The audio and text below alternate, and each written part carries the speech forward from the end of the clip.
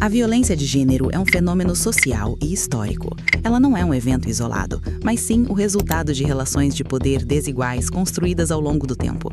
Durante séculos, a sociedade foi estruturada sobre uma lógica patriarcal, na qual o homem detinha a autoridade e a mulher ocupava uma posição de subordinação. No Brasil, esse cenário foi reforçado por legislações que, até o século XX, limitavam severamente a autonomia feminina. O fenômeno é considerado social, já que não depende apenas da vontade do agressor, sendo sustentado por fatores coletivos, como o machismo estrutural e a desigualdade econômica.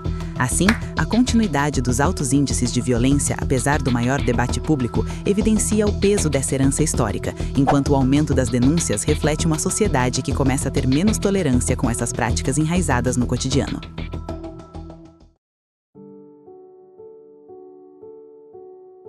A violência doméstica não se sustenta apenas por vínculos emocionais. Fatores como renda, moradia e acesso ao trabalho são determinantes para que uma mulher consiga interromper o ciclo de abusos. Sem autonomia financeira, a decisão de abandonar o agressor deixa de ser uma escolha de liberdade e passa a ser um risco de sobrevivência.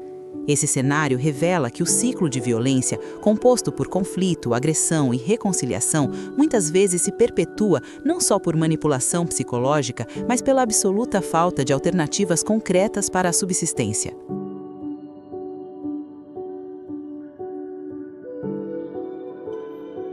A trajetória de luta pelos direitos femininos teve marcos fundamentais, como a Declaração de Olympe de Gouges em 1791 e a institucionalização do Dia Internacional da Mulher em 1910. No entanto, séculos depois, o Brasil ainda enfrenta um cenário alarmante. Em 2023, os dados apontam que uma mulher é vítima de feminicídio a cada 15 horas no país. Para combater essa realidade de disparidade e perigo, o Brasil desenvolveu um conjunto de leis. Algumas delas são: Lei nº 10.778/03 estabelece a obrigatoriedade de que os serviços de saúde notifiquem casos de violência de gênero às autoridades. Lei do Minuto Seguinte garante às vítimas de violência sexual o direito ao atendimento obrigatório, integral e imediato no âmbito da saúde. Lei do Feminicídio alterou o Código Penal para incluir o homicídio em razão do gênero como qualificado e presente na lista de crimes hediondos. Lei Maria da Penha, o principal mecanismo jurídico do país para coibir a violência doméstica, definindo suas formas, tipificando crimes e criando medidas protetivas de urgência.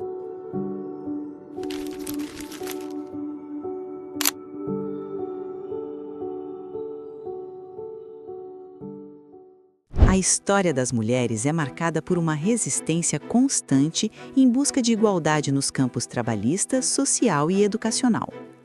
No ambiente de trabalho, a pauta central envolve a luta por igualdade salarial, proteção contra o assédio e a garantia de direitos fundamentais como a licença maternidade e o acesso a creches. Essas demandas visam assegurar que a maternidade não seja um obstáculo para a carreira e que o ambiente profissional seja seguro e justo. No âmbito social e educacional, o acesso à saúde, ao planejamento familiar e o combate rigoroso à violência doméstica e ao feminicídio caminham lado a lado com o direito de ocupar escolas e universidades sem sofrer discriminação.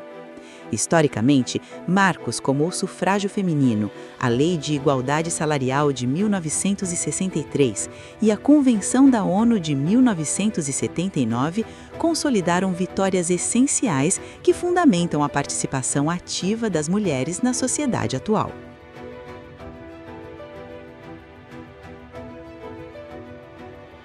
A invisibilidade feminina nos âmbitos profissional e político configura-se como um desafio complexo e persistente na sociedade atual.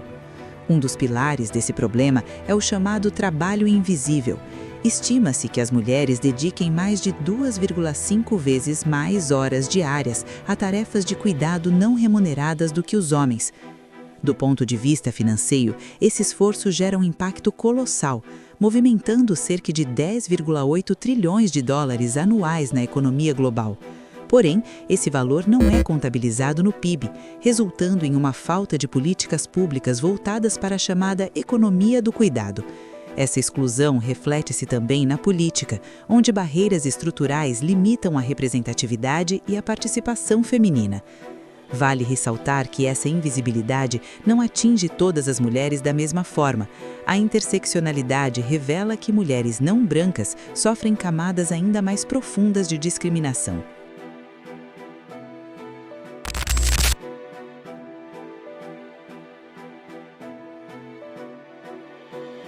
A relação entre gênero e poder é uma construção social complexa que define papéis e expectativas distintos para homens e mulheres.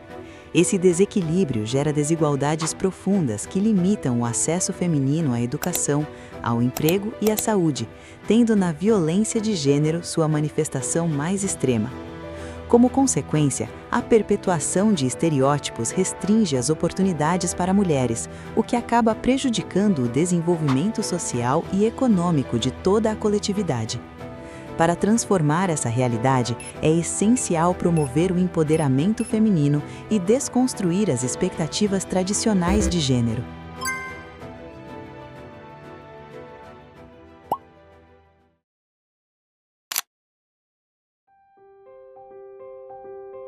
O bullying feminino é uma realidade alarmante que atinge cerca de 40% das meninas até os 16 anos, focando no aspecto psicológico e de gênero. Esse cenário cria uma barreira no aprendizado, pois o medo e a ansiedade constantes impedem que a aluna se concentre ou absorva o conteúdo escolar. As consequências são graves. A baixa autoestima e a pressão social silenciam a vítima, dificultando a busca por ajuda. Geralmente praticado entre o próprio gênero, através de rumores e exclusão, esse tipo de agressão pode levar à depressão e ao isolamento. Por isso, é essencial que as escolas desenvolvam um olhar atento aos sinais comportamentais e que os alunos sejam incentivados a denunciar. O dano social é profundo quando quem sofre não é ouvido e quem pratica não é punido. Logo, romper o silêncio é o passo fundamental para apoiar quem já não tem forças para falar.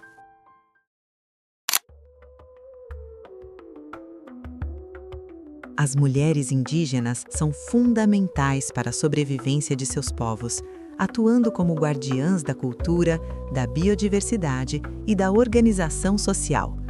Elas exercem um papel central na soberania alimentar, dominando todo o ciclo da agricultura, e detêm um conhecimento profundo sobre o manejo de recursos naturais e plantas medicinais. Além de garantirem a subsistência e a geração de renda através do artesanato, elas são a espinha dorsal de suas comunidades, gerindo recursos e liderando a resistência política em defesa de seus territórios.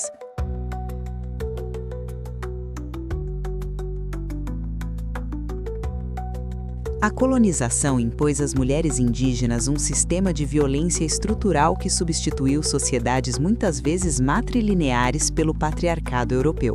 Esse processo resultou na perda de autonomia política e econômica, além de submetê-las à invisibilização de seus saberes e à vulnerabilidade física e territorial que persiste até hoje. Somado a isso, o modelo capitalista extrativista transformou as terras tradicionais em mercadoria. Isso ameaça diretamente o bem viver dessas comunidades, retirando das mulheres, que são guardiãs da biodiversidade, sua soberania alimentar e independência financeira. Por outro lado, a chegada da tecnologia surge como uma ferramenta ambivalente de resistência. Embora traga desafios às tradições, o acesso ao mundo digital permitiu que mulheres e coletivos amplificassem suas vozes na defesa de direitos e no combate a crimes ambientais.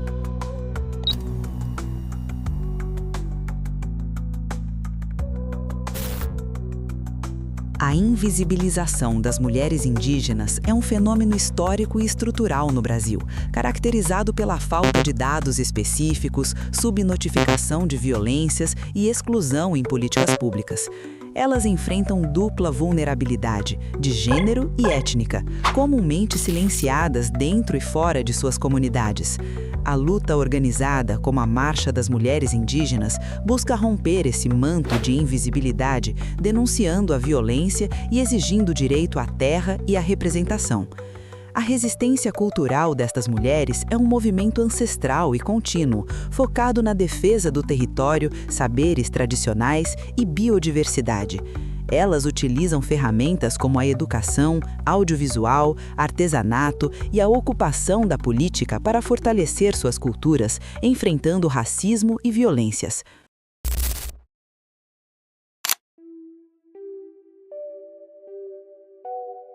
O racismo estrutural e a desigualdade de gênero no Brasil operam de forma interconectada, colocando as mulheres negras na base da pirâmide socioeconômica, especialmente no que tange ao mercado de trabalho e ao acesso a cargos de liderança.